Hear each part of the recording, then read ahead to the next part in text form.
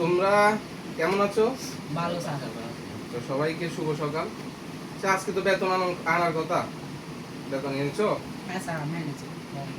Very good. Apu রুদ্র নিবিড় কর্মকার কেন? এই বেতন জন্য প্রতি মাসে তোমার কমপ্লেন শুনতে হয়। আচ্ছা ঠিক আছে, আচ্ছা তোমাদের কিছু প্রশ্ন করছি, এগুলো উত্তর দাও। আচ্ছা বলো, অপু নিউটনের মাথার উপর কি পড়েছিল? আপেল। Very good. নিবিড়, তোমার প্রশ্ন, ডোনাল্ড ট্রাম্পের বউয়ের নাম কি? জন্মিলে সুন্দরী নে। আচ্ছা বল, ভারতের রাজধানীর নাম কি? নয়াদিল্লি। ও, তুমি তো পড়ো বাবা, এদিকে আসো একটু আদর করে দিই।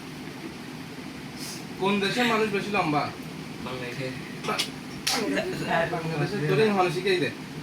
পড়ালেখা নাই গরম মধ্যে সারাদিন মাছ ধরছ না।